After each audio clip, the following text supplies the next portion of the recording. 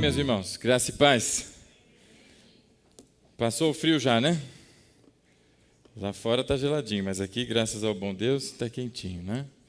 E glória a Deus que ontem foi um dia bem gostoso, não é? Tivemos aí o culto com os jovens, foi um tempo gostoso, uma palavra abençoada. Bendito seja o Senhor que tem cuidado de nós, né? Então, que hoje, pela graça do Senhor, possamos continuar com o mesmo espírito, não é? Na presença do Altíssimo. Meus irmãos, eu peço a todos que abram comigo suas Bíblias no primeiro livro de Reis, no capítulo 18. Primeiro Reis, capítulo 18. Quem achou, diga amém. Quem não achou, diga peraí. Primeiro Reis, capítulo 18.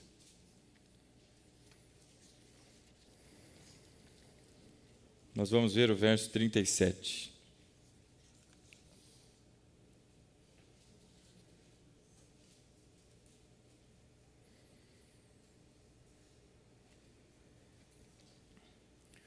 Primeiro Reis 18, verso 37, assim diz a palavra do Senhor.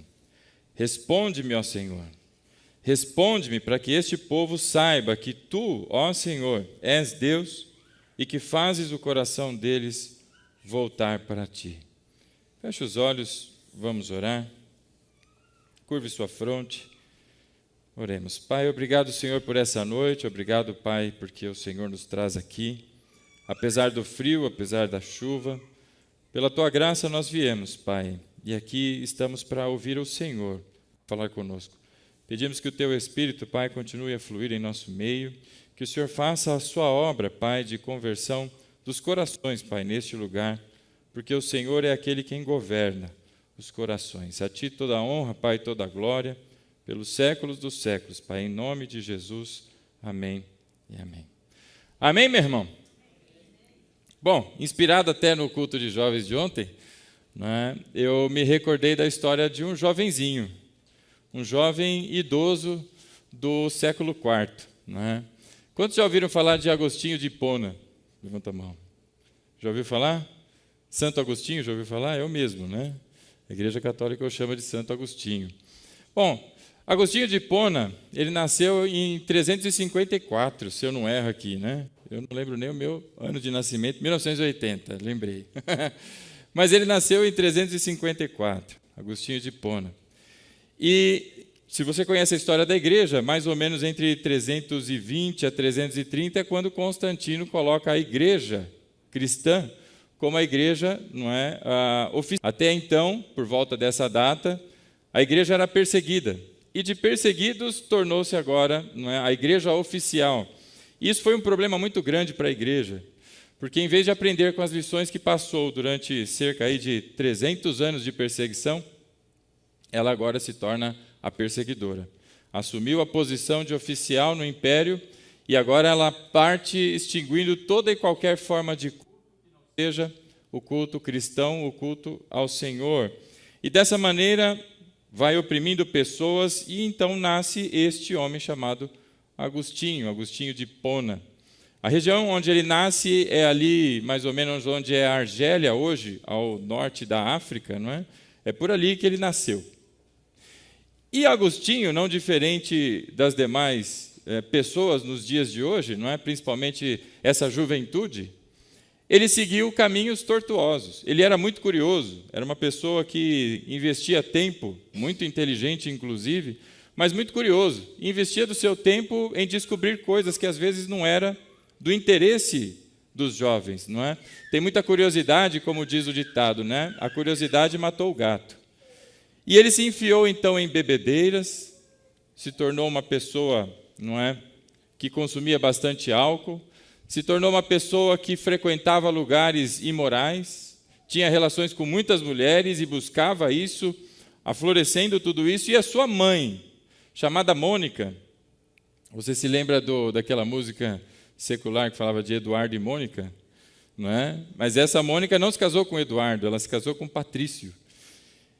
E essa Mônica, ela orava insistentemente pela conversão do seu filho, Agostinho, e que continuava seguindo uma vida ruim, uma vida de prejuízos morais, até que um dia, cerca de quase 40 anos depois, ela viu a conversão do seu filho. E Agostinho não só se converte, não é, ao verdadeiro Deus, como também se torna um dos maiores pensadores da história da humanidade. Não é? Após a sua conversão, ele se torna um grande pensador. E o texto que nós lemos aqui hoje se trata de um momento em que essas questões que envolvem a oração, que envolvem a expectativa, que envolvem o coração das pessoas, não é, se aflora. E é, inclusive, a mensagem central desse texto. Nós estamos falando ali no capítulo 18 do primeiro livro de Reis, e eu gostaria que você deixasse, né, a tua fitinha aí marcando, para que você não fechasse a sua Bíblia, porque nós vamos fazer a leitura do verso 16 em diante. Quem é a pessoa aqui, quem é o profeta aqui, é Elias, e que falamos semana passada da sua situação no Monte Horebe, não é? Onde ele clama a Deus para que tirasse a sua vida. Antes que aquilo acontecesse, houve este episódio no capítulo 18, do qual eu gostaria que lêssemos nessa noite. Amém? Verso 16, meu irmão. Está com a Bíblia aberta aí? Não é? Tem 1 Reis aí na sua Bíblia, né? Aleluia. Você não está com a Bíblia aí de herege não, né, irmão? Aleluia. Verso 16, assim diz a palavra do Senhor. Então Obadias dirigiu-se a Acabe e passou-lhe a informação. E Acabe foi ao encontro de Elias. Bom, o que estava acontecendo aqui? Alguns anos atrás, não é? Acabe havia se tornado rei. E ele foi um rei na sequência de reinos cerca de 100 anos depois de Davi. Davi foi aquele que unificou as tribos, tornou o reino unido de Israel. E ao morrer seu filho, então, que assume Salomão, ele tem ali percalços, tem situações que nós já conhecemos, mas ele institui o templo. Ele coloca ali o templo, que é algo que Davi queria muito, mas que Deus disse: você não, será teu filho. Na sequência, Salomão também, não é recolhido, e Roboão, seu filho, é quem assume. E a partir de Roboão, as tribos são divididas. A partir de Roboão, não é, rei após rei, um seguido do outro, são reis, não é, terríveis e que trazem grande prejuízo à nação de Israel. E Acabe, não diferente dessa sequência ruim, Acabe é um rei que, entre todos, pelo menos até a sua altura, até o seu momento, ele foi dos piores. Eu queria que você lesse aí comigo, não é? No capítulo 16, no verso 30, que diz assim: Acabe, filho de Onri, fez o que o Senhor reprova, mais do que qualquer outro antes dele. Então ele sobrepujou a iniquidade dos anteriores. E no verso 31, ele não apenas achou que não tinha importância cometer os pecados de Jeroboão, filho de Nebate, mas também se casou com Jezabel, filha de Etbaal, rei dos Sidônios, e passou a prestar culto a Baal e a adorá-lo. Não somente passou a prestar culto a Baal e a adorá-lo, mas, verso 32, no templo de Baal, que ele mesmo tinha construído em Samaria, Acabe ergueu um altar para Baal e fez também um poste sagrado. E ele provocou a ira do Senhor, o Deus de Israel, mais do que todos os reis de Israel antes dele. Então este Acabe, meu irmão, é uma tragédia como rei, é uma coisa terrível para o povo. E Deus então levanta Elias para dizer a Acabe que a partir daquele momento não haveria mais chuva, não choveria sobre aquele lugar. E aí você pode talvez pensar: glória a Deus, vou sair para o trabalho, não vou precisar levar, né, a minha sombrinha, meu guarda-chuva. Sombrinha é coisa daquelas senhoras, né? A sombrinha, vão andar de sombrinha no sol. Eu nunca vi até morar no interior de São Paulo.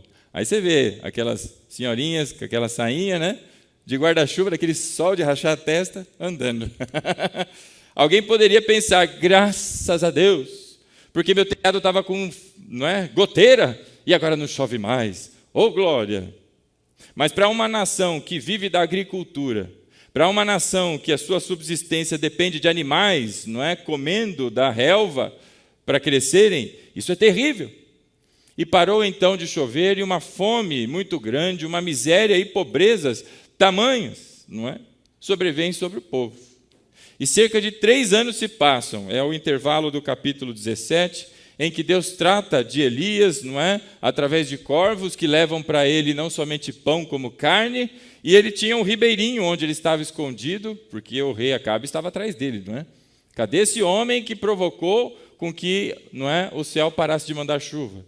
E ele fica ali escondido. Então ele vai até a famosa viúva de Sarepta, não é? Que está aí no capítulo 17. Ali ele não somente é alimentado por ela, como também observa um grande milagre do Senhor ressuscitando o filho dessa viúva. Muito bem, até que chega o tempo em que Deus o levanta, verso 1 do capítulo 18, e depois de um longo tempo, no 3º ano da seca, a palavra do Senhor veio a Elias: vá apresentar-se a Acabe, pois enviarei chuva sobre a terra. E Elias foi. Bom, depois de cerca de 3 anos de uma seca tão grande. Quantos já foram para Brasília? Já deu um rolê em Brasília? Meu irmão, lá é mais seco do que o deserto do Saara. A umidade relativa do ar lá é menor do que no deserto. Se você ficar lá um tempo grande, muitos dias, você começa a sentir dores ao respirar. Parece frescura, né? Isso aí é frescurite. Vai lá. Você vai sentir as dores. Imagina 3 anos, 3 longos anos sem chover. Imagina você vendo os teus animais caindo um após o outro, porque você já não tem mais como alimentar, como dar água.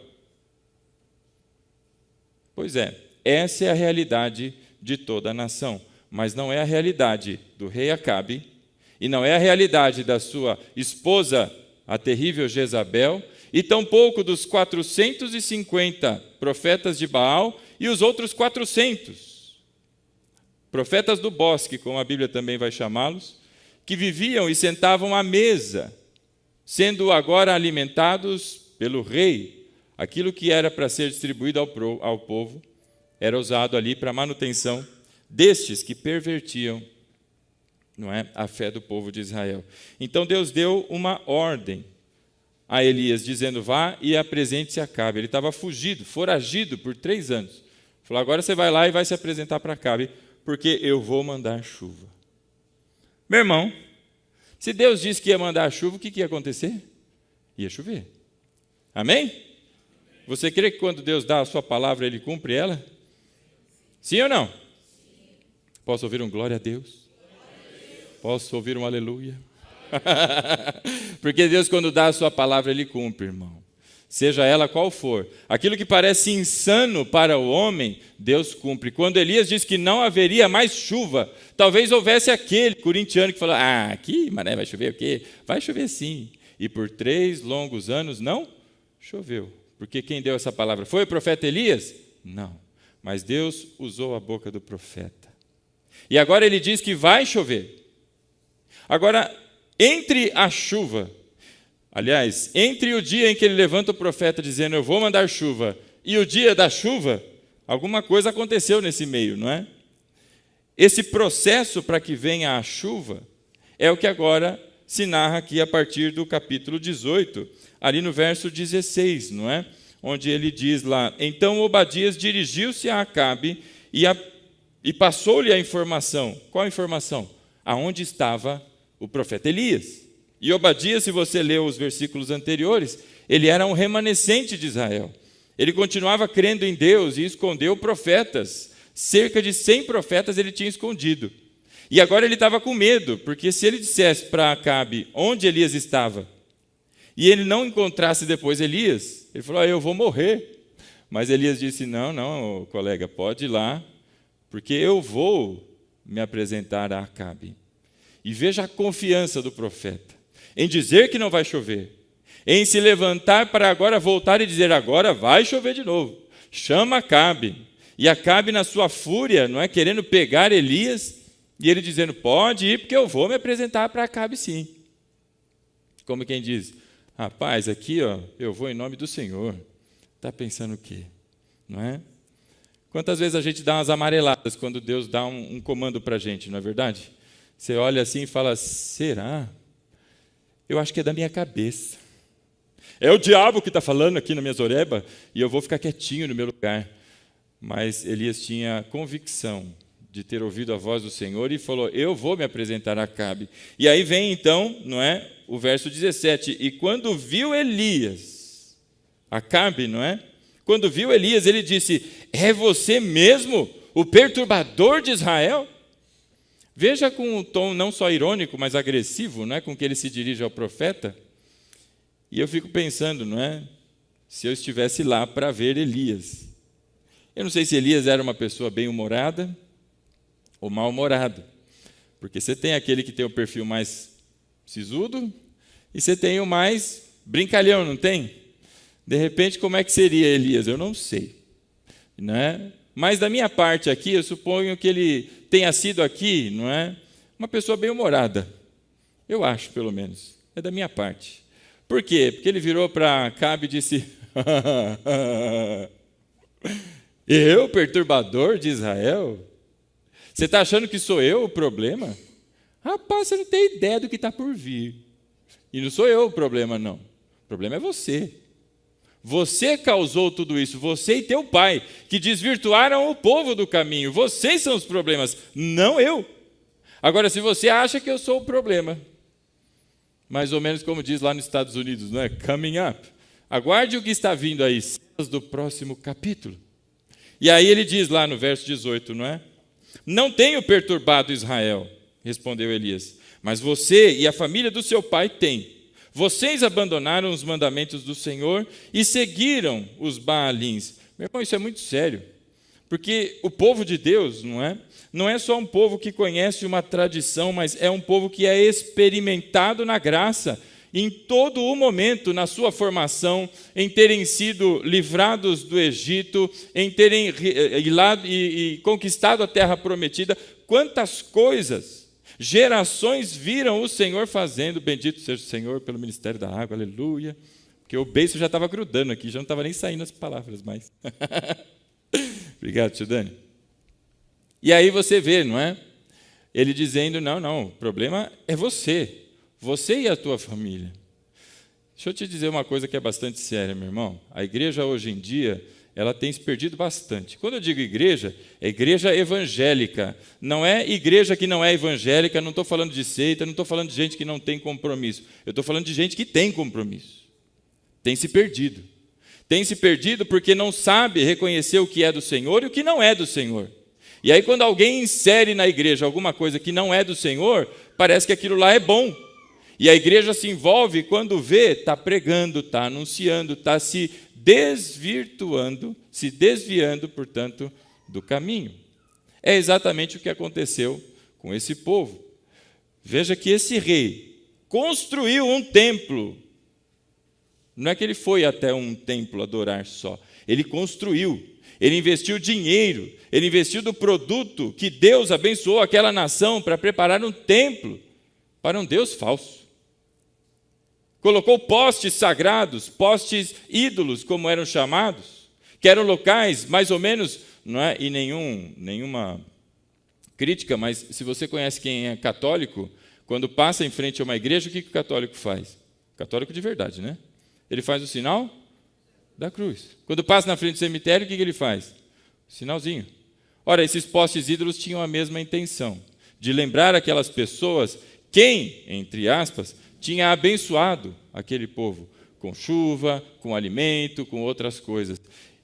E aqueles postes ídolos, eram deuses falsos que tinham abençoado Israel? Óbvio que não. Por isso Elias diz, foi você e a tua família. Rapaz, vem não, o problema está com você. E segura aí, compadre, porque vem mais. E aí ele diz no verso 19, agora, veja meu irmão, ele está falando com o rei da nação. Ele não está falando comigo. Ele não está falando com qualquer outra pessoa. Ele está falando com o rei da nação. Olha o tom no verso 19. Agora, porque o problema é você. Você e tua família. Tua mãe, teu pai. Botou a mãe na história, aí ficou sério, né? Não, ele só botou o pai. Ele diz lá, agora convoque todo o povo de Israel para se encontrar comigo no Monte Carmelo. Você vai chamar toda a nação. Porque agora nós vamos ter um desafio lá no Monte Carmelo. Pode chamar todo mundo. E eu fico pensando, a cabeça de Acabe, não é? Olhando para toda essa situação. Finalmente aparece aquele que fez a chuva, entre aspas, parar. Ele encontra quem ele perseguia por mais de 3 anos. E esse cara agora pede para ir até o Monte Carmelo diante de todo o povo de Israel. E ele pensa, que excelente oportunidade agora eu tenho, estou aqui imaginando, de matar esse homem, esse sem vergonha, na frente de todo mundo. Mas não é só o povo de Israel que ele quer lá em cima no Monte Carmelo. Mas ele diz assim na metade do 19: e traga os 450 profetas de Baal e os 400 profetas de Aserá, que comem à mesa de Jezabel. Ele chama então 850 doidões, fala, traz todo mundo aí. É um contra pelo menos 450, que eram os profetas de Baal.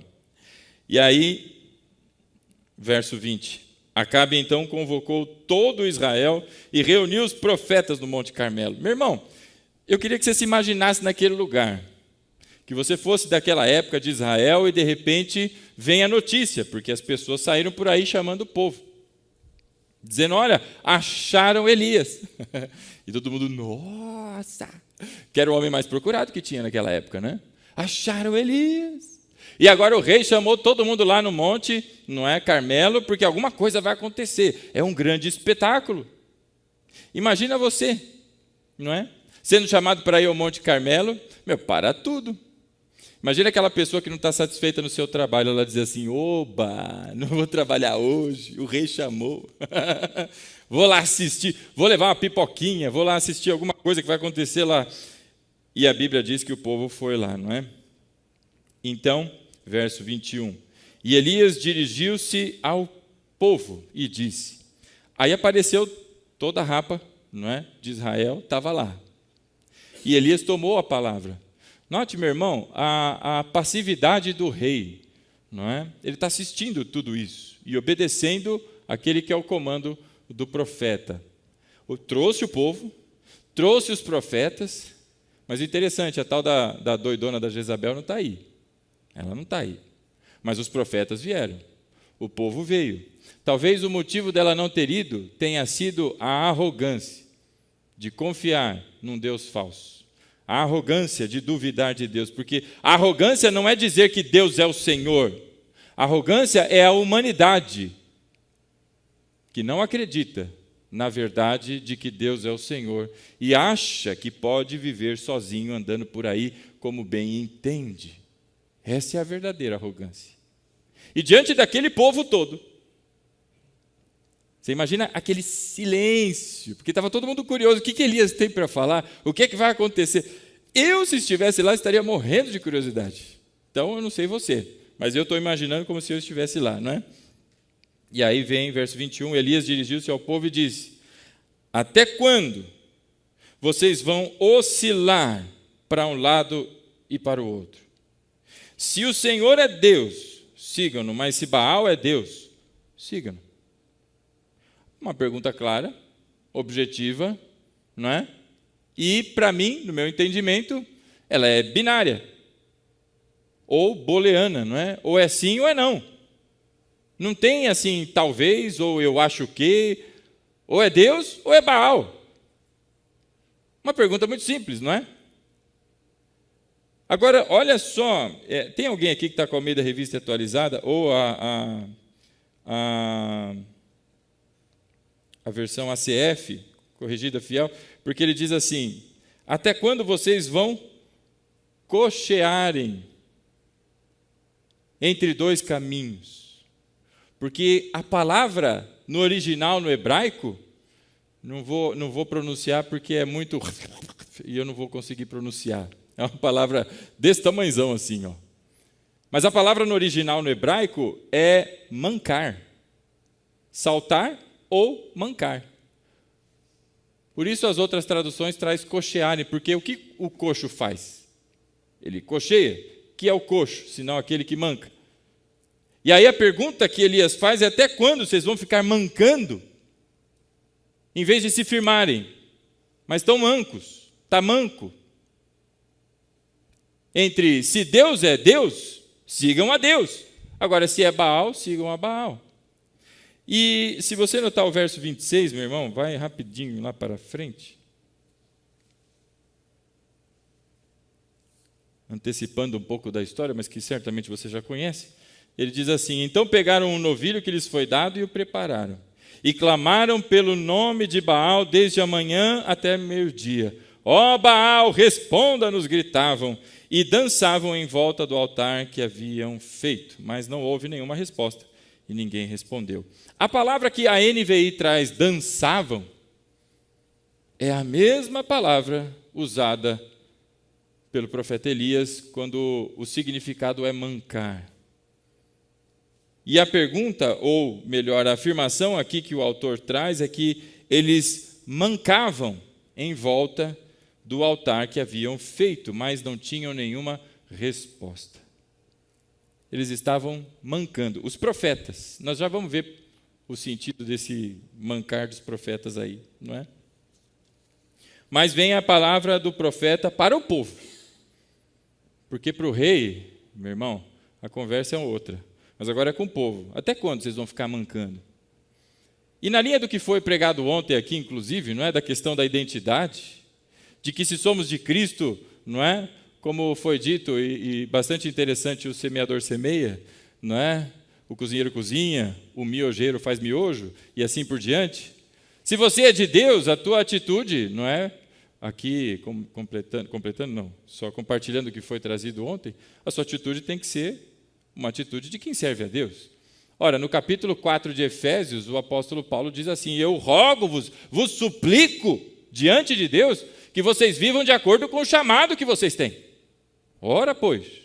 E por que ele está suplicando? Porque tem um monte de cabeção que não percebeu ainda e está seguindo. Não é o cabeção que leva as crianças lá para cima, mas é o cabeção que ainda não se entendeu e não se percebeu no reino. E o que Deus fez por você já está feito. E você agora tem que viver. É viver agora, não é? E essa é a pergunta que Elias faz. E aí, vocês vão continuar mancando ou vão firmar o pé? É Deus ou é Baal? E houve um grande silêncio, não é? Verso 21. E o povo, porém, o finalzinho, não é? Nada respondeu. Aquele silêncio. E aí eu fico a pensar, é o silêncio da dúvida? É o silêncio do medo? É o silêncio da vergonha? Que silêncio é esse? Não sei. Mas o fato, meu irmão, é que quando nós somos confrontados pela palavra, não é? Se há pecado em nossas vidas, o silêncio vem. Que silêncio é esse que está acontecendo com o povo? Eu não sei. Mas Elias não para por aí, verso 22. Ele diz: eu sou o único que restou dos profetas do Senhor, mas Baal tem 450 profetas. E ele está expondo qual é o cenário. Tragam 2 novilhos, escolham eles um, cortem-no em pedaços e ponham sobre a lenha, mas não acenda o fogo, porque eu prepararei o outro novilho e o colocarei sobre a lenha, e também não acenderei o fogo nela. E então vocês invocarão o nome do seu Deus, e eu invocarei o nome do Senhor. Deus com letra minúscula, obviamente, porque é falso. E o nome do Senhor, ele está chamando o nome Yahué. O Deus que responder por meio do fogo, este é Deus. Aí o povo se manifesta. E então o povo disse: o que você disse é bom. Talvez o silêncio tenha sido o silêncio da dúvida. E agora, diante das improbabilidades, o povo se manifestou. Falou: opa, é 1 contra 450. Quem trouxe a pipoquinha que nós vamos ver agora, não é? É o show, vamos ver o espetáculo. Agora, quem será o Deus verdadeiro? Porque vai ter que consumir as ofertas, não é? E aí vem o verso 25. Elias disse aos profetas de Baal: escolham um dos novilhos e preparem no primeiro, visto que vocês são tantos. E clamem pelo nome do seu Deus, mas não acendam fogo. E então pegaram o novilho que lhes foi dado e o prepararam. e clamaram pelo nome de Baal, desde a manhã até o meio-dia. Ó Baal, responde-nos, gritavam, e dançavam ou mancavam em volta do altar que haviam feito. Mas não houve nenhuma resposta, ninguém respondeu. Meu irmão, é um barato essas coisas, né? E eu fico imaginando Elias. Por isso que eu acho que ele era bem-humorado, porque você vai ver o que ele vai falar daqui a pouquinho, as provocações que ele faz. Se não era bem-humorado, ele era meio tipo João Batista, entendeu? Ele estava tirando um sarro mesmo, mas era um sarro, não é, para cutucar. Esse povo ficou a manhã inteira fazendo a dança da chuva, rumba, laba, rumba, e não acontecia nada. Aí começaram a gritar, e começa a cantar. Não, vamos cantar aquele outro corinho, o corinho, não é? Que os crentes gostam de um corinho, né? Vamos cantar o corinho. Aí alguém, talvez, o profeta 420 tenha dito ao profeta 415, qual corinho você quer cantar? E eles, sei lá, vamos cantar lá, Baal é um bom amigo, não sei o quê. E eles ficaram lá cantando e gritando e fazendo toda a arruaça até meio-dia. E nada, absolutamente nada. Veja o que acontece na sequência, verso 27. E ao meio-dia, Elias começou a zombar deles. Meu irmão, o profeta Elias, ele começou ali agora a tirar um sarro, não é? Literalmente.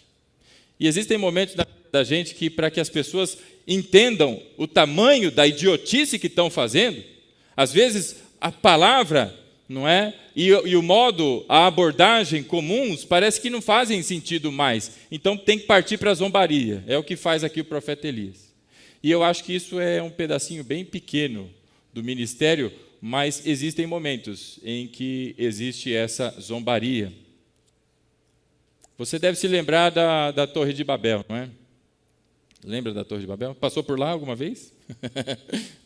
Subiu ela? Subiu as escadas alguma vez? Não? Mas o que Deus disse? Desçamos e vejamos.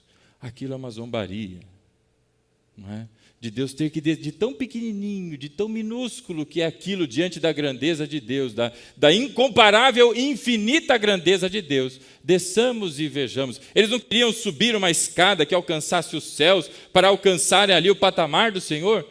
Então vem a palavra dizendo, desçamos e vejamos, porque é tão ínfimo, é tão catotinha ali, ó, que ele precisa se inclinar para observar. E agora aqui o profeta Elias, não é? Começa a zombar. Grita mais alto, está falando baixinho. E eu fico pensando como é que era, né? O profeta Elias. Já que ele é um Deus, quem sabe está meditando. Será que ele quis dizer meditando no sentido de quem vai para a casinha? Ou no sentido de quem está, de fato, meditando, né? Ou ocupado, ou viajando. Será que o Deus de vocês está dando uma volta por aí, não é? Talvez esteja dormindo e precise ser despertado. Ele está no sono. Meus irmãos, Pedro, se estivesse lá naquele dia, eu acho que ele ia vibrar, né? Porque essas coisas, para quem é meio pedrão, já ia arrancar a orelha de alguém ali, alguma coisa assim, não é? Eu também vibraria bastante ali, né? Ouvindo, principalmente quando chegasse essa hora. Eu perguntaria, Elias, posso também? Grita mais alto! E aí o que acontece com aquele povo? Olha aí comigo. No verso 28. E então passaram a gritar ainda mais alto, porque foram provocados, não é? E aí, meu irmão, devia estar uma arruaça aquele negócio, né? Imagina, 450... Eu tenho 2 filhos pequenos, um de 10 e uma de 9.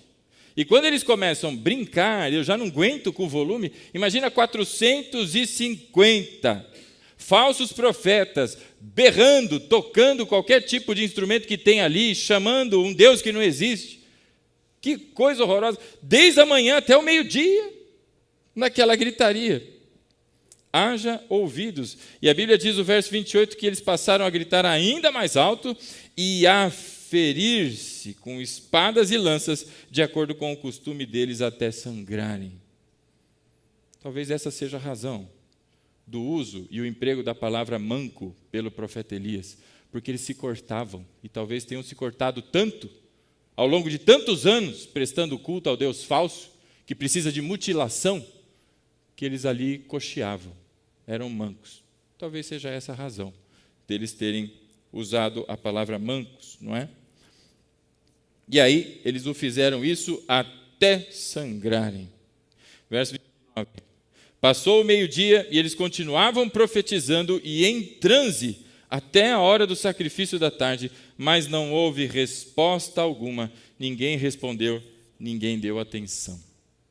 Se você fosse o rei Acabe diante daquela cena, o que você acharia? Porque você, como rei, botou todo o povo para seguir este, cujos 450 estavam tentando ali fazer alguma coisa acontecer. Passou a manhã, chega ao meio-dia, mais ou menos umas 4 horas ali, não é? Porque aquele povo acordava cedo de verdade, não é igual a gente.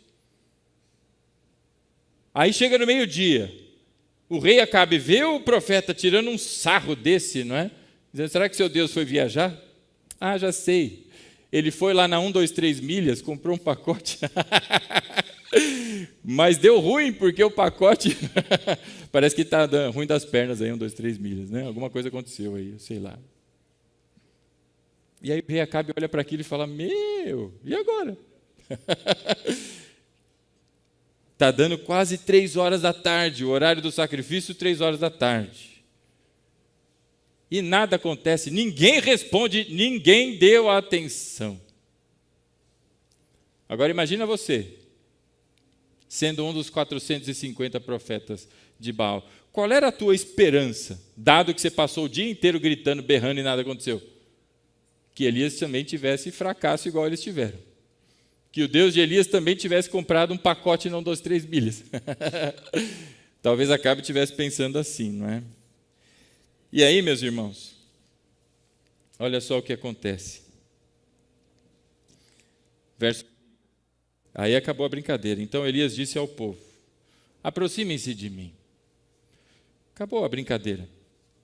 Vocês já tentaram a manhã inteira, são 450, vocês são todos estes. E nada aconteceu, agora sou só eu, sozinho. Sou o único que sobrou. Agora, povo, se aproxima aí. Chegue mais. E o povo se aproximou. E eu fico pensando na cabeça daquele povo, diante de tudo que aconteceu.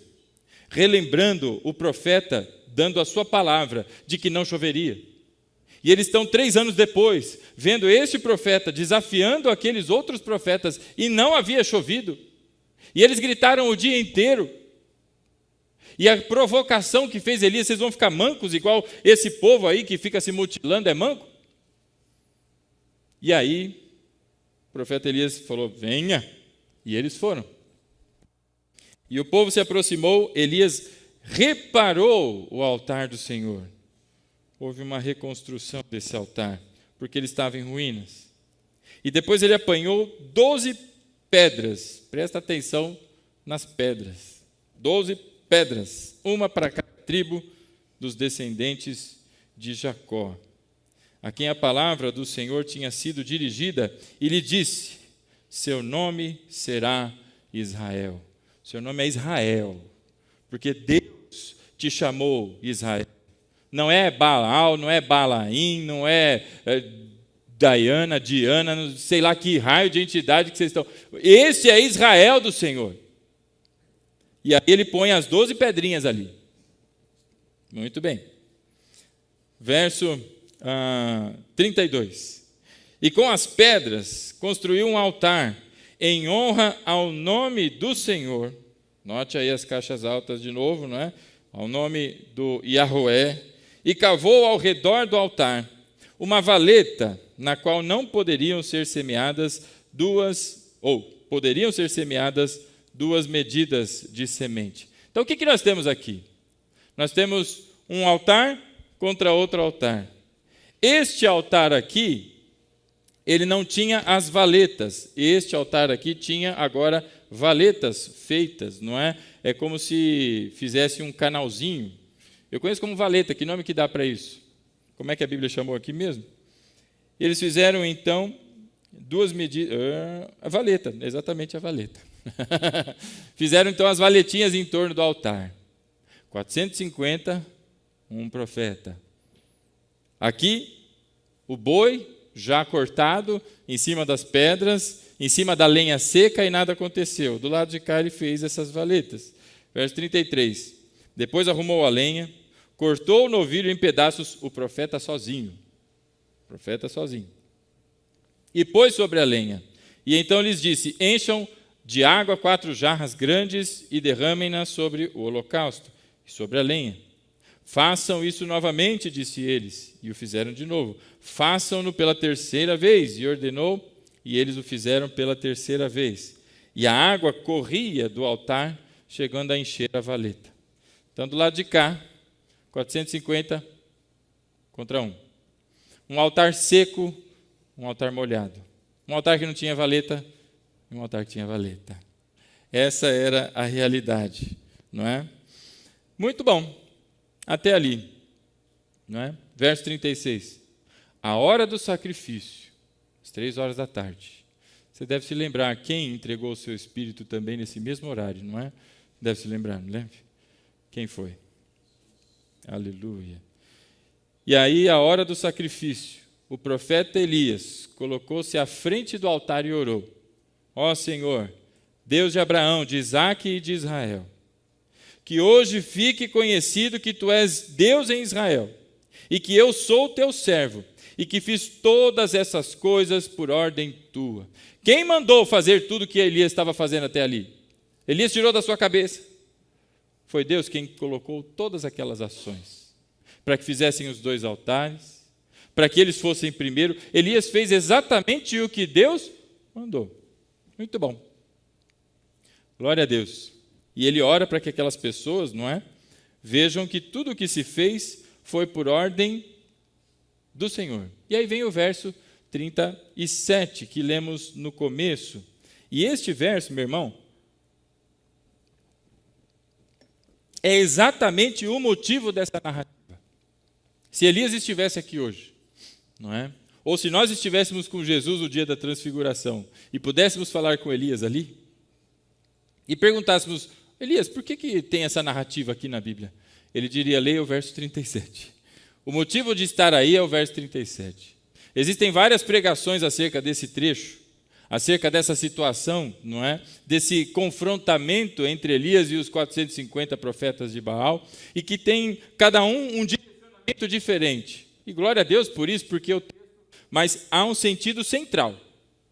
Há uma razão pelo fato de que a Bíblia tem esse trecho, essa narrativa aí. E é exatamente o verso 37. E há 2 coisas que o profeta ora, pedindo a Deus que revele para aquele povo. Verso 37. Ele diz: responde-me, ó Senhor. Responde-me, para que esse povo saiba que tu, ó Senhor, é Deus. Primeiro motivo.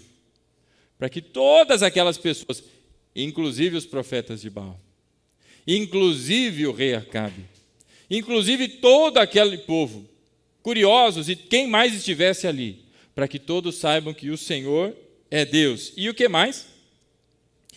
Que fazes o coração deles voltar para ti. E que fazes o coração deles voltar para ti. Quem foi resgatar o povo da idolatria? Foi o povo que se viu em idolatria e disse: ó meu Deus, eu estou seguindo o caminho errado, vou voltar ao Senhor. Ou é Deus quem vai e intervém na história dessas pessoas, para que os seus corações voltem-se para o Senhor. Esse é o segundo motivo pelo qual Elias ora, e pelo qual essa narrativa inteirinha está aí. É pelo verso 37, para que todos saibam que Deus, o Senhor, Yahweh, melhor dizendo, saiu errado aqui, é Deus. E para que as pessoas saibam, como ele diz lá no final do verso 37, que fazes o coração deles voltar para ti. Muito bem. E aí vem o verso 38. E aí a história você conhece, mas não perde a emoção, a leitura, né? Imagina aquele lugar, meu irmão, imagina aquela coisa, né? Aquela situação toda. E aí, verso 38, então o fogo do Senhor caiu e queimou completamente o holocausto, a lenha, as pedras, o chão, e também secou totalmente a água da valeta. Meu irmão, você já viu chuva? Chuva forte. Você já viu tempestade, eu imagino. Você já viu tornado? Quem já viu um tornado? De verdade, frente a frente assim. Eu também não. Graças a Deus. Né? Agora, você já viu fogo caindo do céu? Imagina você naquele lugar, vendo aquela cena e de repente, não é uma labaredinha assim, aquele... Meu irmão, aquele... Veio aquele negócio descendo do céu. Esses dias nós vimos um desenho do tal de Superbook, que é a história bíblica contada para crianças. E estava a narrativa dessa cena. E no desenho eles fazem, né, vindo aquele... parecendo um tornado, só que é fogo. E que cai em cima ali do altar para o Senhor, não é? E consome tudo. Meu irmão, que cena gloriosa.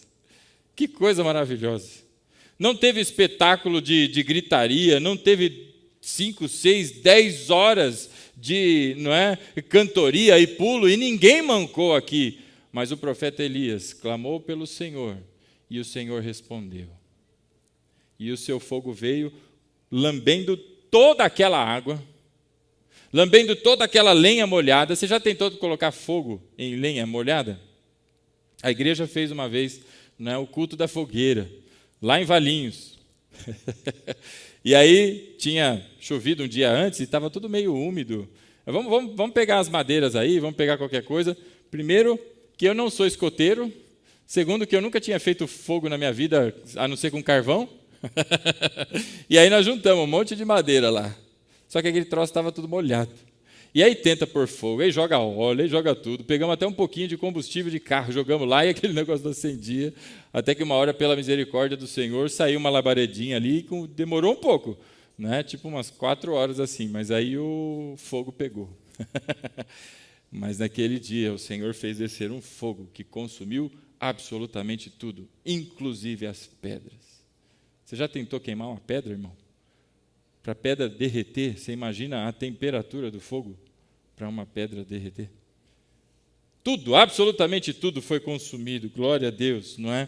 E aí, verso 39, quando o povo viu isso, todos caíram prostrados.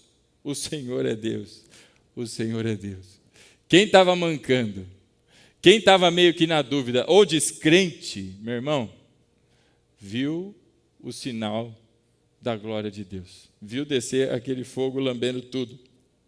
E aí, verso 40, então Elias ordenou-lhes, prendam os profetas de Baal e não deixem nenhum escapar. Eles os prenderam, e Elias os fez descer ao riacho de Quizon e lá os matou. Deixa eu lhe dizer uma coisa, Deus é o mesmo que foi ontem, é o mesmo hoje e sempre será. Ele não muda. A sua palavra não muda, mas as maneiras como ele faz a sua obra, essas são diferentes, não é? Nós vemos ali Jesus curando pessoas que nem estavam diante de Jesus, mas familiares de pessoas que estavam a quilômetros de Jesus foram curadas. Um cego que estava diante de Jesus e Jesus, não é? Pôs ali saliva misturada com terra, fez aquele lodo, passou nos olhos. As maneiras pelas quais Deus faz as coisas são diferentes. E aqui, meu irmão, diante desses falsos profetas, a ordem de Deus era que todos fossem mortos. Mortos ao fio da espada. Todos foram mortos. E alguém pode pensar que é violento isso, não é? Mas Deus tem o direito. Deus pode julgar. Ele tem o direito. Nós não. A gente, diante de algumas situações, a gente tenta, não é, na ira. Eu queria que você fosse comigo lá na primeira de Paulo aos Coríntios, no capítulo 5.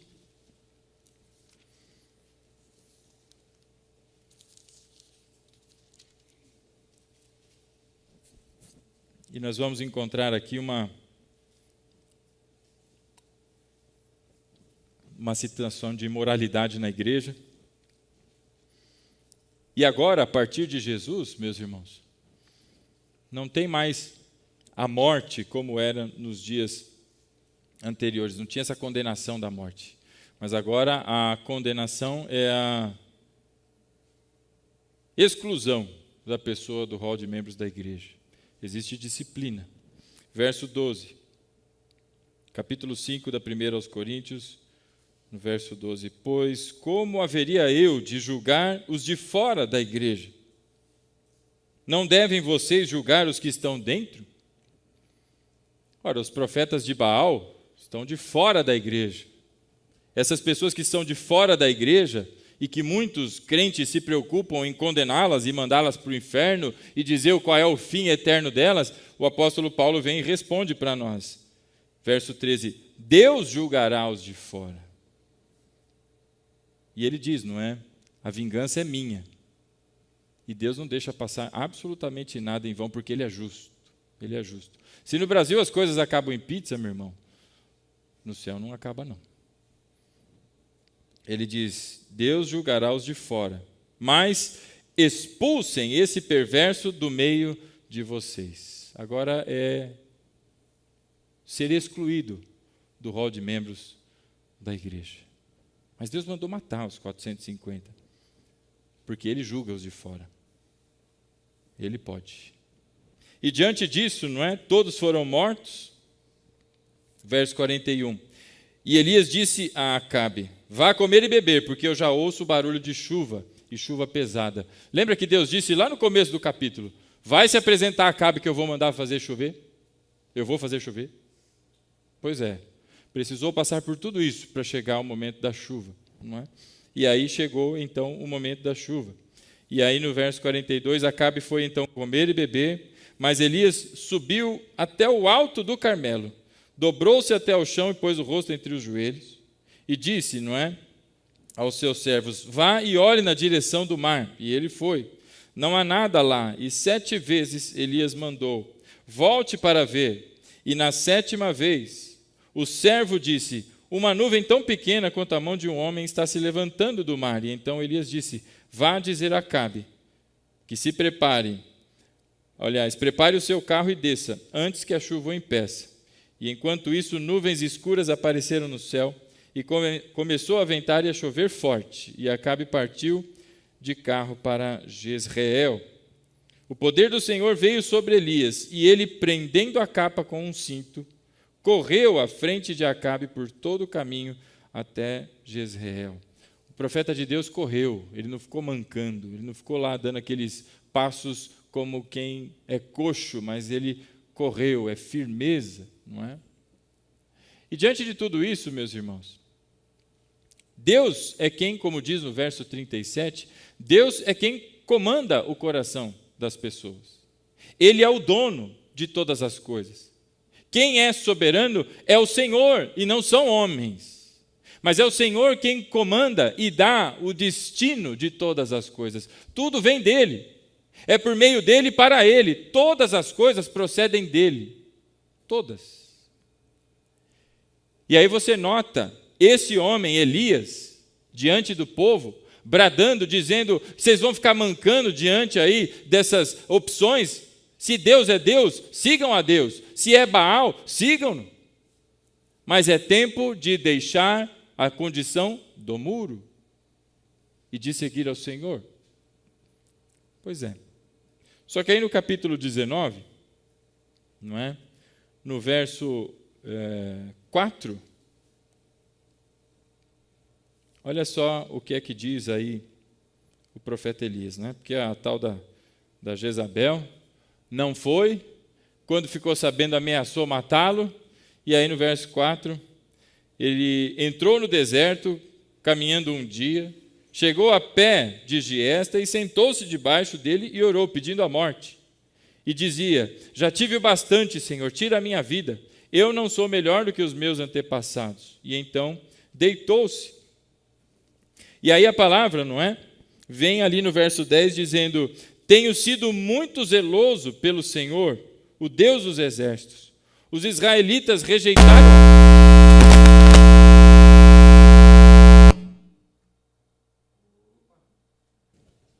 Vai rejeitar a palavra aí, viu?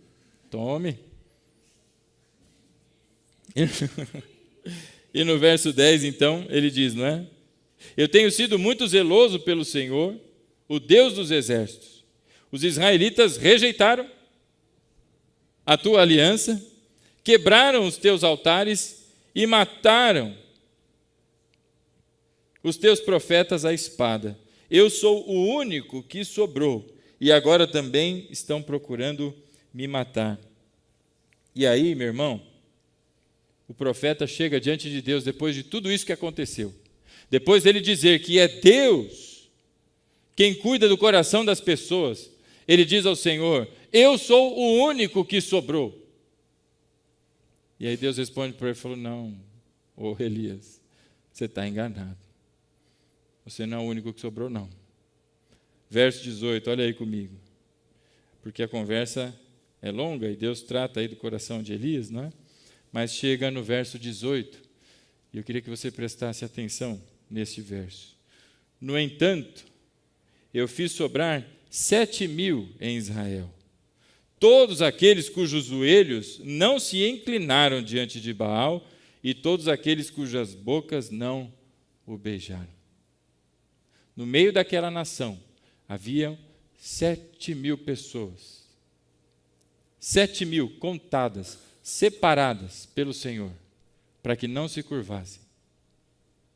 Nesses 3 anos de chuva, que não tinha chuva, nesses 3 anos que as pessoas estavam ali, prestando cultos, e dançando, e clamando, e gritando, e vem chuva, e não vem chuva, e o que está acontecendo? Haviam 7.000 pessoas, e Elias não sabia que Deus tinha guardado. Não foram elas que se preservaram, mas Deus as preservou. Note como está bem escrito o versículo 18. No entanto, eu fiz sobrar 7.000 em Israel. Irmão, o conjunto de coisas que acontece na vida de todos nós é algo que é conduzido diretamente pela mão do soberano. Não há nada que fuja ao seu controle. Todas as coisas estão sujeitas ao seu comando. Absolutamente tudo. E o profeta, achando que era o último, achando que tinha ali, não é? Agora uma grande pressão sobre si, por conta da perseguição de uma rainha pagã, Deus disse, falou: não, Elias. Alguma parte da história você se perdeu aí. Você não é o único, não. Eu fiz sobrar 7.000. Se você fosse ao capítulo 18 de Atos dos Apóstolos, você encontraria o apóstolo Paulo perdido, porque ele está passando entre lugares sendo perseguido, sendo ali, correndo risco de ser morto, e quando finalmente ele chega num lugar, logo em seguida de pregar sobre o Deus desconhecido, lembra dessa pregação, que é tremenda? Ele está parado e fica assim: agora eu não vou, acho que eu vou sair, vou fazer outra viagem. Deus diz: opa, Paulo, fica aí. Porque eu tenho pessoas nessa cidade. Existem aqueles que eu preparei para que ouçam a palavra e, ao ouvirem, se convertam, dobrem os seus joelhos diante de mim e me sirvam. Existem aqueles a quem o Senhor separou para si. E aqui Elias está diante do fato de que a nação inteira não estava perdida. A grande maioria estava, mas havia o remanescente. E esse remanescente, meu irmão, não é algo que é porque essas pessoas perseveraram, foram fortes, mas é porque Deus separou. E porque Deus separou, elas perseveraram. Você entende? A correspondência bíblica desse texto, porque algo que é estritamente exclusivo para os dias do Antigo Testamento, não vai ter correspondência bíblica no Novo. Agora, quando tem no Novo, é uma verdade e um princípio universais que não são guiados por tempos e pela progressão da revelação de Deus até a chegada de Cristo, mas é válido em todos os tempos. Então, eu queria que você fosse comigo lá à Epístola aos Romanos, no capítulo 11. É a epístola que nós estamos estudando às terças, não é? Para quem tem tido oportunidade, dá bastante choquinho essa epístola.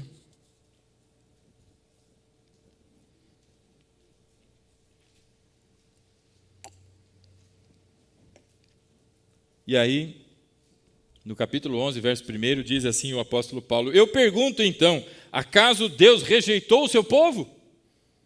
De maneira nenhuma.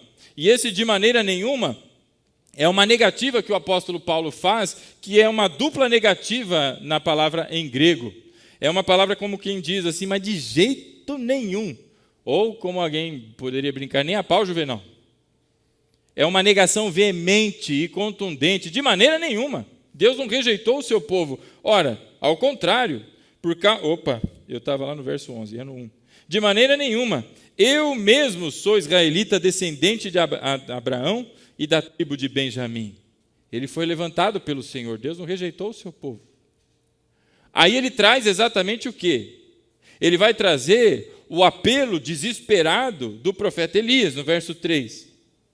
Ele diz lá: Senhor, mataram os teus profetas e derrubaram os teus altares. Sou o único que sobrou e agora estão procurando me matar. Então ele traz o apelo desesperado do profeta Elias, não é? E aí na sequência, o verso 4. E qual foi a resposta divina? A resposta divina é exatamente que Elias tinha, não é, perdido alguma coisa. Qual foi a resposta divina? Reservei para mim 7.000 homens que não dobraram os joelhos diante de Baal. A resposta de Deus: Ele preparou pessoas para que passassem por aquele tempo e permanecessem fiéis, permanecessem firmes. E aí vem o verso 5. Assim hoje também há um remanescente escolhido pela graça. Verso 6. E se é pela graça, já não é mais pelas obras, porque se fosse, a graça já não seria mais graça. É pela graça, porque não depende de homens. É favor imerecido de Deus. E do mesmo jeito que nos dias de Elias haviam pessoas que Deus separou para si, haviam essas mesmas pessoas nos dias do apóstolo Paulo. E da mesma maneira, existem hoje pessoas que são estas, os remanescentes, aqueles que Deus, independente das temporadas sombrias que a igreja passa, mas que Deus mantém a sua luz acesa em todas as gerações. Se você conhece a história da igreja, você vai ver ali períodos terríveis que passa a igreja, até chegar à reforma protestante.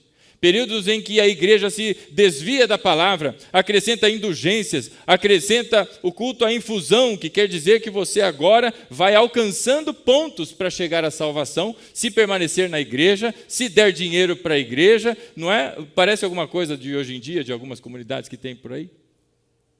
Cultos que não são a Deus, mas que levam a adoração a qualquer outra coisa a não ser a Deus. Relíquias e tantas coisas, mas o que aconteceu? A igreja se perdeu? Se você conhece a história da igreja, você vai saber que existiam pessoas que foram levantadas por Deus em cada uma daquelas épocas, para, como arautos, anunciar: está no caminho errado, morreu na fogueira, Deus levantou outro. Está no caminho errado, morreu ali, agora enforcado, tá? Deus levantou outro, até chegar em Lutero. E naquele momento, o momento em que Deus então trouxe, não é, essa divisão, e alcançamos o que hoje nós chamamos de igrejas evangélicas. Não é? Em todo o tempo. Hoje não é diferente, meu irmão. A igreja está sendo atacada em todos os lados. Chamada de quadrada, chamada de não é uma igreja que não traz inclusão de pessoas, ela está sendo sugerida que se façam tantos movimentos para a igreja se atualizar e tantas coisas assim. Pessoas que, para atrair outros, começam a fantasiar a igreja de coisas que a igreja não é, sendo que Deus, através de Jesus, disse, palavra do Senhor Jesus: quando eu for levantado no madeiro, atrairei todos a mim. Quem atrai as pessoas não é você e não sou eu. Eu e você somos aqueles os luzeiros que Deus colocou para a pregação do Evangelho. E através da pregação do Evangelho, da mensagem salvífica do Senhor, aqueles a quem Deus separou, eles ouvirão, e ao ouvirem, crerão, e crendo agora, nascem de novo, e nascem para a glória do Senhor, porque Deus é aquele que derrama a sua graça, e traz à vida aquele que já estava morto. Nesses dias de hoje, meu irmão, por mais esquisita que seja, né, a caminhada que a igreja evangélica, e eu estou falando aqui do Brasil, né? Eu não moro no Paraguai, eu não sei como é que está no Paraguai, mas a igreja brasileira, meu irmão, de lencinho cheio de suor que o cara passa no sovaco e fala: vem aqui que agora você vai ser curado. Não é de copo d'água em cima da geladeira, ou da televisão, né? Da geladeira não. Não é sal grosso, é a corrente dos 70, a corrente dos 1990, é tanta coisa, meu irmão, que a igreja se perdeu, está fazendo mandinga. Mas no meio de tudo isso, existem aqueles que Deus mantém e permanecem para que o caminho justo do Senhor continue sendo pregado. E ao seu tempo, como foi naqueles dias de Elias, que se levantou a voz do profeta, pelo Espírito do Senhor, aquela nação se ajoelhou dizendo: o Senhor é Deus, o Senhor é Deus. Deus também há de levantar aqueles que na nossa geração vão se manifestar também, anunciando a verdade, sendo firmes diante da perseguição, não mancos. Será que Deus vai me honrar mesmo? Será que eu tenho que pregar a palavra? Mais firmes, é aquele que corre à frente, porque ele sabe quem ele crê, em quem ele crê. Mas ele permanece firme e prega a palavra, e tão somente a palavra. Não tem nenhuma mistura com coisas do mundo, nem com coisas da antiga aliança, mas aquilo que é sério e firme da nova e eterna aliança. Tem igreja que parece mais com o templo de Israel do que com igreja, porque está voltando à velha aliança. Então tem que ler Hebreus, que lá vai encontrar que tudo isso é passado e já não existe mais. Eu poderia pegar aqui um chifre de bode e tocar o famoso chofar aqui, meu irmão, não serve para nada. Qualquer tipo de vestimenta ou artigos que se colocassem aqui em memória, não é da tradição judaica, não serve para nada, porque tudo isso era sombra do que haveria de vir, e ele veio e voltará. Agora é Cristo, e tão somente Cristo, mais nada. Mas a igreja se perde nos seus caminhos. Mas Deus levanta aqueles que continuam como arautos, estendendo as suas mãos e apresentando a verdade do Senhor. Porque existem os remanescentes que, mesmo que estejam nos caminhos perdidos, Deus os separou entre os 7.000, 90.000, sejam quantos forem, Deus os separou para a sua obra. Diante dessas verdades, meus irmãos, eu queria destacar alguns pontos aqui brevemente, e com isso concluímos. Se você bem notou, na história de Elias, diante de 450, que eram os profetas de Baal, fora os outros 400, não é? Que eram os profetas do bosque, que estavam junto ali. Bom, parece uma desvantagem, não parece? Eu, quando era garoto, eu nunca me envolvi em briga, graças a Deus, porque eu era, não posso usar essa palavra, medroso, não é? Mas eu nunca me envolvi em briga, mas eu via lá a meninada, né? E às vezes vinham 2, 3 em cima de um só. Covardia, não é?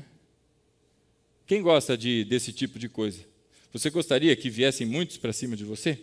Eu tenho um amigo que ele foi policial militar, depois foi policial da rota, e ele foi preso. A história dele é longa. Guitarrista de mão cheia e um vocalista, que timbre bonito de voz ele tem.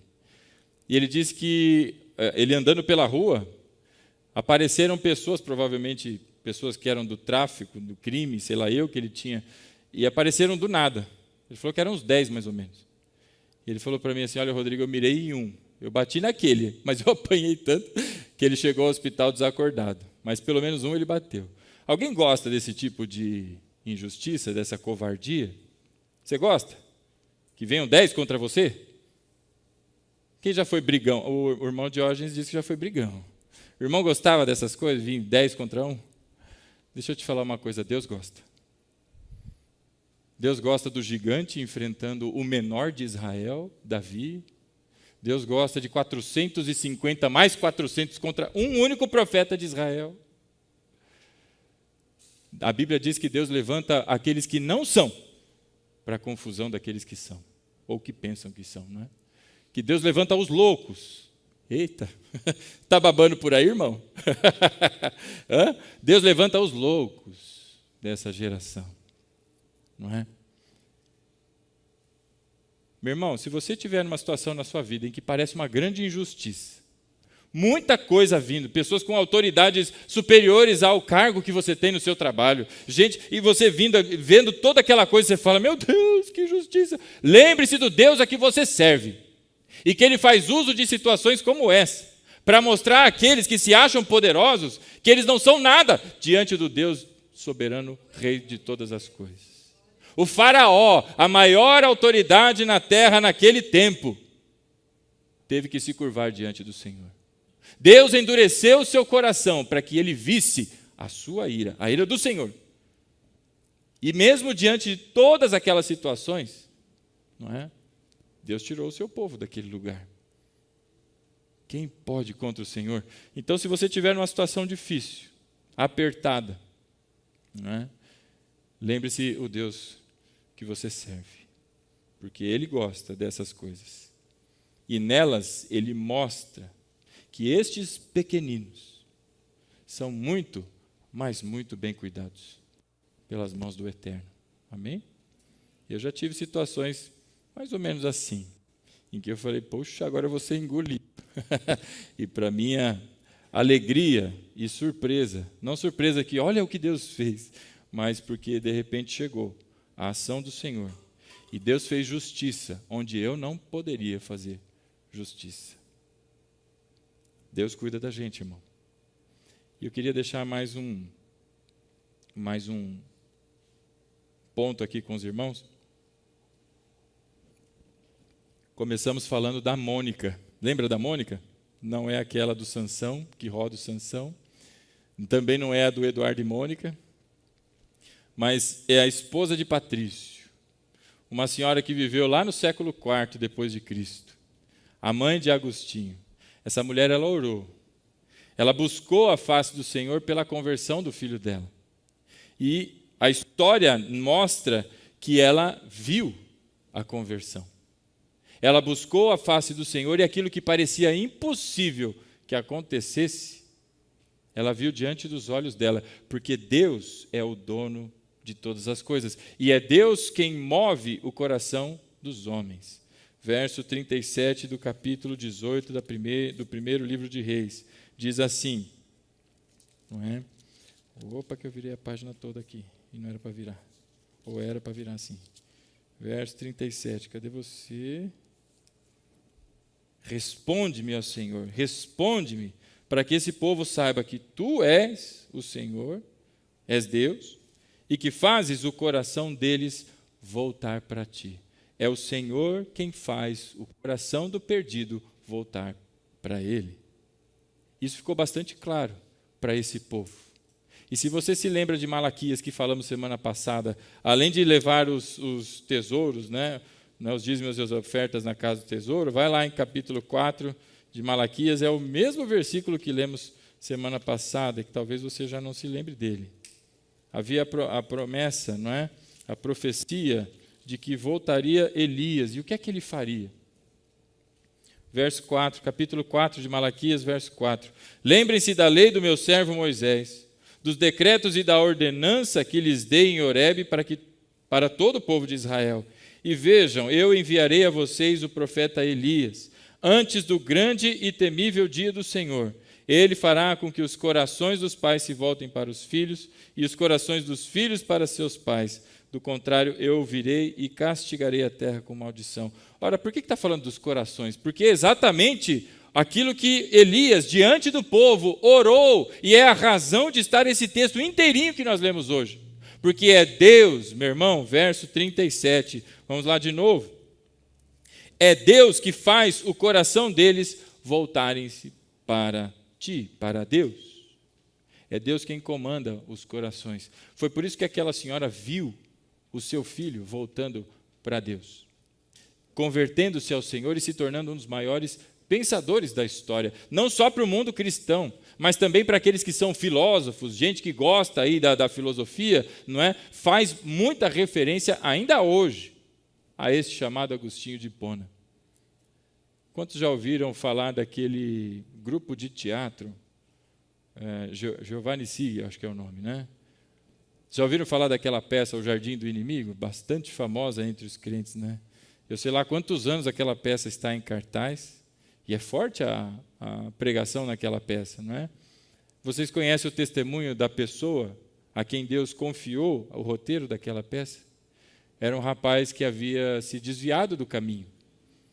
É de família de crentes, e em algum momento da sua juventude ele abandonou o Evangelho. E a sua avó, pelo testemunho que ele mesmo conta, orava todos os dias. E ele não só se desviou do caminho, mas ele se envolveu em homossexualidade. Na gravação dos 10 anos dessa peça, ele dá esse testemunho. Se você tiver a oportunidade, assista. É edificante. E ele diz que a avó orava todos os dias e ele saía à noite para suas promiscuidades. E quem cuidava da roupa dele, que ele usava enquanto saía para se perverter, era a sua avó. E ele dizia que enquanto ela passava a roupa dele, ela orava pedindo que Deus trouxesse ele de volta. Muitos anos se passaram até que um dia, chegou o dia em que aquela senhora viu a conversão do seu neto, abandonando toda aquela vida de pecados e se entregando para Jesus. Sai o ministério, então, de teatro, sai essa peça que tem sido bênção e luzeiro para várias pessoas, porque Deus é quem faz o coração das pessoas se voltarem para Ele. Não depende de mim, de você e tampouco daquelas pessoas, mas se Deus quer, Ele traz aquela pessoa de volta, porque Ele é o soberano, não somos nós, meu irmão. Ele é o Todo-Poderoso. Então, se tem alguém na tua família, meu irmão, se tem alguém que você tem orado, clamado, continue a orar, continue a clamar, porque o coração de todos está nas mãos do Senhor, ou estão nas mãos do Senhor. Aquela senhora, a mãe, a tal da Mônica, ou como a igreja católica a chama de Santa Mônica, tem até oração para filho desviado, que é a oração de Santa Mônica, né? Aquela senhora, ela, assim que o seu filho se converteu, não deu um ano, ela foi recolhida. Ela faleceu. Mas ela viu, e ela participou da conversão do seu filho. Da promiscuidade, se tornou um grande expoente no cristianismo. Nas narrativas de Agostinho, ele diz que antigamente ele se envolvia com tantas mulheres, mas que depois que ele se converteu, caminhando pela rua, uma doida passando reconheceu ele e disse: Agostinho, Agostinho. E aí ele fingiu que não era com ele, e ele conta, né? Ele tem um livro que chama As Confissões, né? Tem alguns volumes, e aí ele saiu correndo e falou: opa, não é comigo não. E aí ela: Agostinho, Agostinho, eu sei que é você. Aí ele olhou assim e falou: não sou eu não. Aquele era outro. Este é um novo Agostinho. Eu nasci de novo para Deus. Morri para o pecado e nasci para Deus. Quem fez isso na vida de Agostinho? Quem fez isso na minha e na sua vida, meu irmão? Você acha que foi você? É Deus quem traz os corações para si. Por isso, nessa noite, irmão, coloque nas mãos do Senhor essas pessoas por quem você tem orado. Porque Deus é quem traz os corações para si. Parece injusto, parece, olha, o mundo está oferecendo tanta coisa, e sou só eu sozinha falando. Continue, meu irmão. Porque Deus faz do menor, uso do menor, para confundir aqueles que se acham os poderosos. Então, meu irmão, você é escolhido de Deus. Nação que Deus separou para si, tornou sacerdócio santo e real, para o louvor da sua glória. Então, meus amados, em nome de Jesus, se coloque de pé nessa noite. Eu queria dizer a você que tem orado, que tem sido injustiçado, meu irmão, confia em Deus, porque Ele não desampara nenhum dos seus filhos.